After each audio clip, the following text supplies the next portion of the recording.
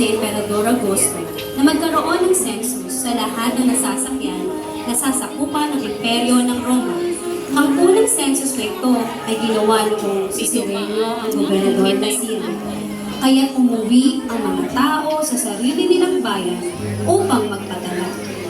Mula sa Nazareth, isang lungsod sa Galilea, si Jose ay pumunta sa Judea, sa Bethlehem na bayang sinilangan ni Haring David, sapagkat siya'y mula sa angkan ni David. Kasama rin niya umuwi upang magpatala si Maria na kanyang magiging asawa, na noon ay nagdadalang tao. Habang sila'y nasa Bethlehem, sumapit ang oras ng panganganak ni Maria.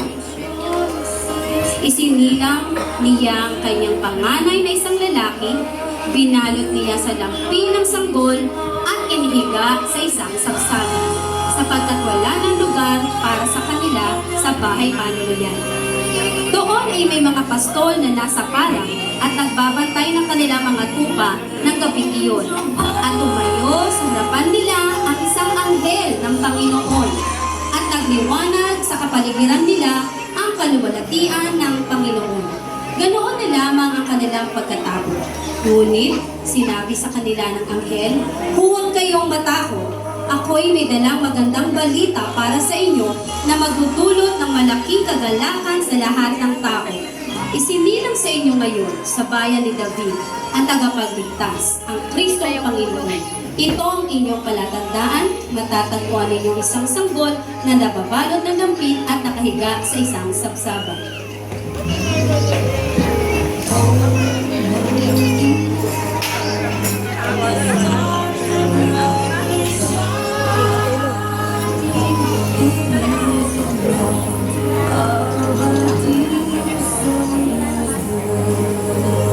Hindi kita si ano.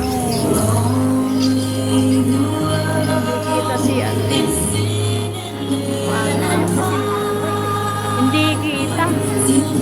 Crazy.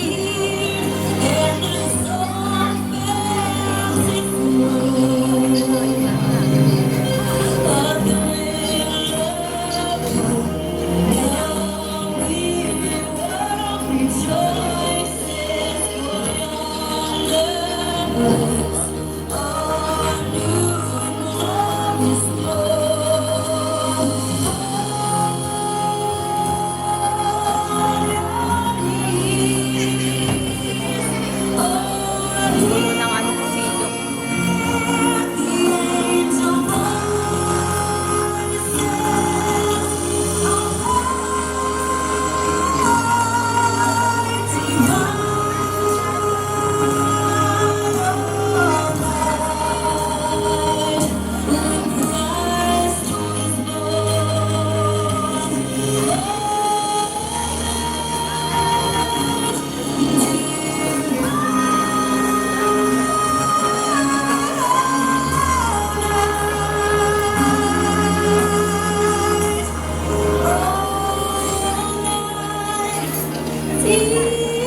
Hindi kita si ano.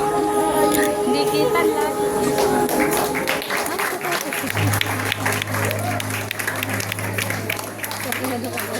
Kasi nag-agawat, hindi ko makita.